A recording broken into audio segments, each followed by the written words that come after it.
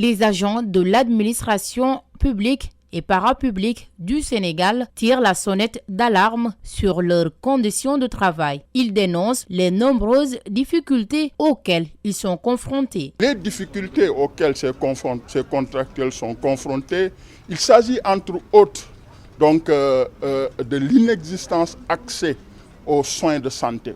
Les contractuels ont des difficultés donc, par rapport à leur ancienneté, par rapport à leur plan de carrière, par rapport donc aux difficultés liées à la formation. La majeure partie de ces travailleurs, c'est eux qui déboursent, n'est-ce pas, de leur propre poste, donc à des millions pour faire leur formation.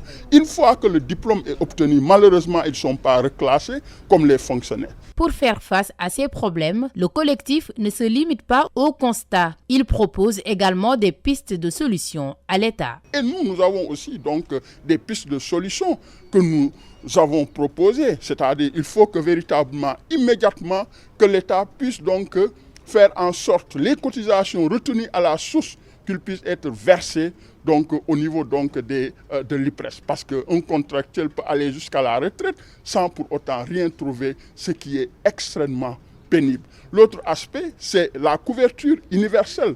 Donc, pour tous les contractuels, ça aussi, c'est une solution immédiate que nous demandons à ce que l'État puisse permettre à tous les contractuels d'accéder à la couverture maladie universelle. Un mémorandum sera remis aux autorités compétentes à l'issue des travaux. Le collectif prévient, si aucune mesure concrète n'est prise, il se dit prêt à passer à la vitesse supérieure.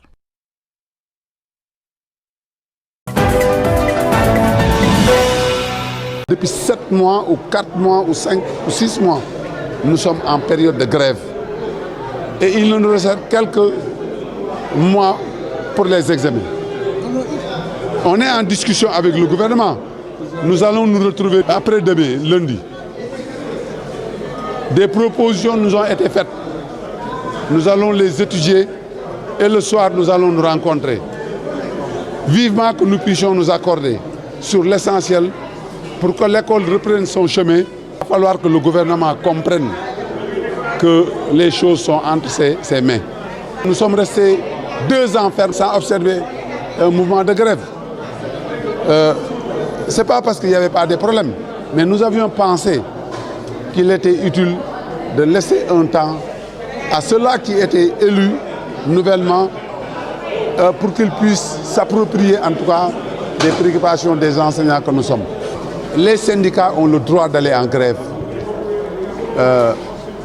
Qu'il soit le Premier ministre, qu'il soit un autre, personne ne peut intimider les enseignants que nous sommes. Ce discours-toi, irrespectueux à l'endroit des enseignants, ne passera pas. Nous le disons au Premier ministre et nous le citons nommément que les enseignants feront face. Cela ne dénote en rien le sens de responsabilité du ministère de l'Éducation nationale. Même si on ne trouve pas un accord, on est en train de dialoguer avec lui et avec le ministère de la fonction publique. Et je crois que c'est dans le dialogue qu'on va trouver une solution et non pas dans les menaces. Si les enseignants se sont braqués, c'est parce qu'il y a ce discours incendiaire, irrespectueux, mais irresponsable. Concernant la convention collective du pétrole et du gaz, le Conseil se désole de l'application biaisée qui laisse en rade les personnels des stations-service en gérance directe dans toutes les sociétés concernées par cette situation de gérance directe. Par ailleurs, l'administration du travail retarde l'arrêté d'extension de la convention collective du sous-secteur transport hydrocarbures depuis sa signature en 2021, créant ainsi une concurrence déloyale entre les sociétés de transport d'hydrocarbures qui appliquent et celles qui n'appliquent pas. Le Conseil demande la révision de la loi 98-31 du 14 avril 1998 portant libéralisation de l'activité de l'aval pétrolier qui donne libre accès aux investisseurs nationaux à l'importation, le stockage, la distribution et le raffinage des produits pétroliers. Dès lors, le secteur connaît beaucoup de nouveaux acteurs nationaux qui opèrent dans le secteur. Conscients de ces nouveaux arrivants dans le secteur du trading pétrolier, gazier et de la distribution, sont loin d'avoir les mêmes capacités techniques, professionnelles et financières que les majors qui capitalisent une solide expertise dans la profession. Et tenant compte de cette réalité, le SNTPGS, dans une démarche patriotique, a accepté de conclure avec les groupements professionnels de ces sociétés un avenant portant différé de 3 ans pour l'application effective des dispositions de la convention collective du secteur du pétrole et du gaz au personnel des stations-service. Mesdames, Messieurs, je souhaiterais d'emblée clarifier que cet entretien avec vous n'a nullement une base politicienne. Il s'agit pour nous d'informer nos compatriotes handicapés qui sont dans le désarroi, mais également en appeler à la compréhension des plus hautes autorités de ce pays. Pour nous, les solutions les plus urgentes sont palliatives et concernent la réintégration de toutes les personnes handicapées répondant aux critères de pauvreté et de vulnérabilité qui ont été retirés de ce programme national dans les meilleurs délais. Concerne la modification du décret 2023-847 pour inclure les dérogations relatives à la prise en compte de la dimension handicap.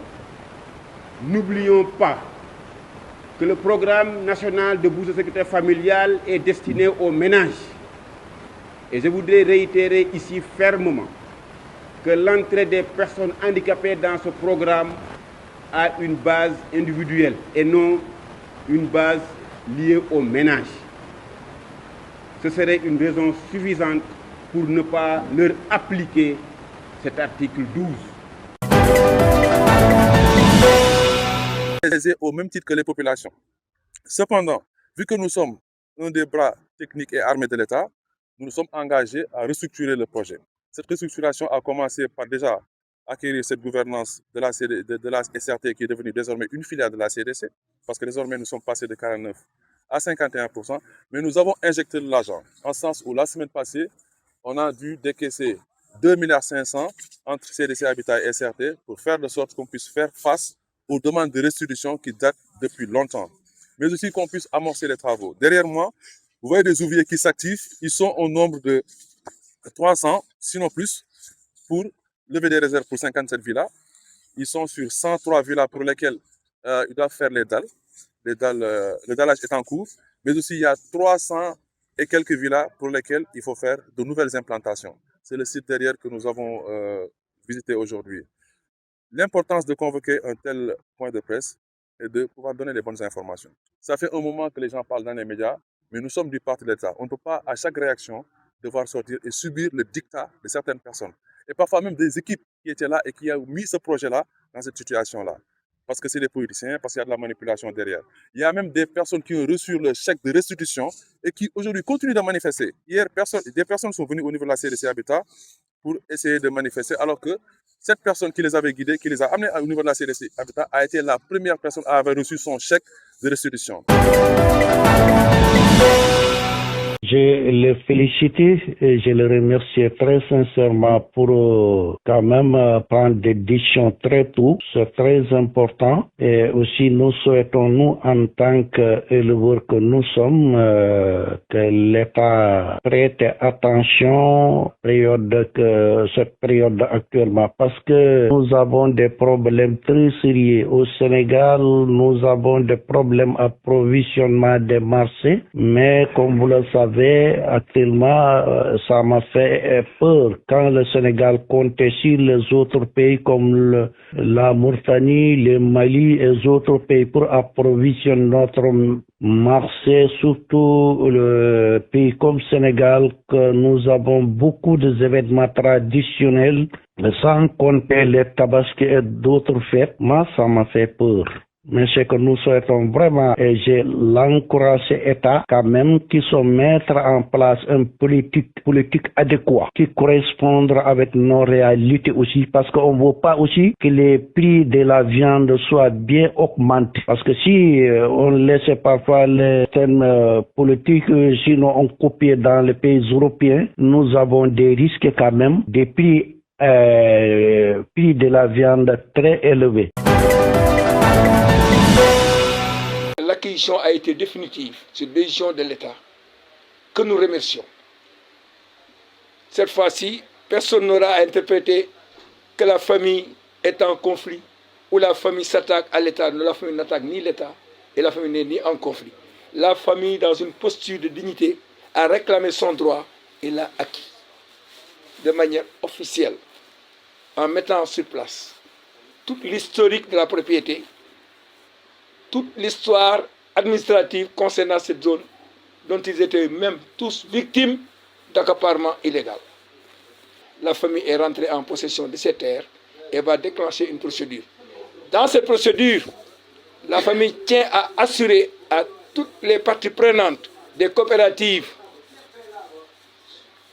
que la solution sera élargie à leur faveur et que les inquiétudes seront levées et les équivoques seront levés parce que ce sera dans la transparence. Cela a été rendu possible par la posture des autorités judiciaires du département, des autorités exécutives du préfet et du sous-préfet, de l'ensemble de l'administration requise et réquisitionnée à travailler sur ce dossier et qui ont fait un travail exceptionnel et remarquable pour porter des résultats probants que l'autorité d'État doit connaître. Nous nous en félicitons et nous les félicitons d'avoir compris notre posture et d'avoir compris leur posture. Dans la vie, il n'y a pas quelque chose, il n'y a pas une activité plus importante que la formation, notamment le renforcement de capacité.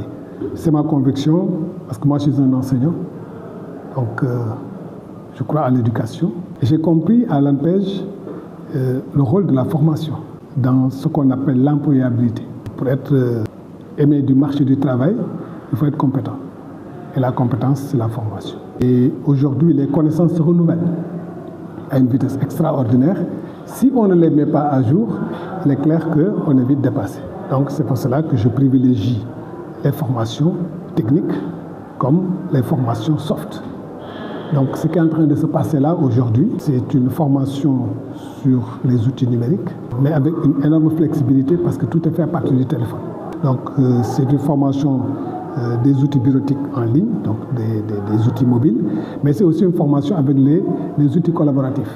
Donc un peu ce qu'on appelait le Web 2.0 à l'époque. C'est des outils assez intéressants pour les jeunes, pour les moins jeunes, pour les femmes, pour les artisans, pour tous les corps de métier.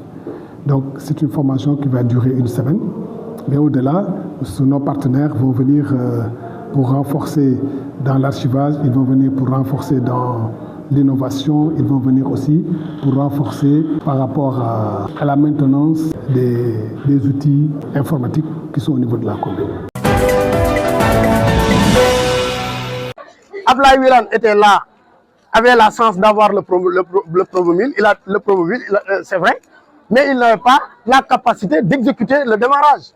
Ablaye Sow était là avec le président Macky Sall. Avec tout ce qu'il faisait, il ne s'occupait pas de la réalisation des grands ouvrages de la Kaffrine. Ablaye Sow et Ablaye Wilane, ils étaient là, la fois les élections passées, pour faire la même chose. À un certain moment donné, on s'est rendu compte que peut-être ils étaient là seuls. Donc on a fait des médiations de sorte que l'un avait été investi au niveau de la mairie et l'autre au niveau du conseil départemental. Mais cette fois-ci, ça ne passera pas. Leur temps est révolu. C'est-à-dire le fait de faire ces ping-pong-là, ils se sont sentis maintenant qu'il y a d'autres jeunes générations qui viennent pour l'alternance générationnelle. Donc c'est la raison pour laquelle leur seule arme de guerre reste leur voix. C'est-à-dire le fait de sortir à travers les médias et de parler et continuer à parler. Pour la fête de l'indépendance, aucun enfant doit être oublié. C'est dans cette perspective qu'on a créé ça pour inclure nos enfants en situation de handicap et les associer aussi aux élèves. Parce que je me dis que l'inclusion, ça s'apprend à l'école dès le bas âge. On ne peut pas imposer à un adulte de lui dire il faut accepter telle personne si la personne n'est pas initiée à ça. Donc on s'est dit que c'est le plus bel âge pour initier les enfants à cette inclusion. C'est la toute première et on est vraiment satisfait. Une association naissante, nous sommes à notre première année d'exercice plutôt.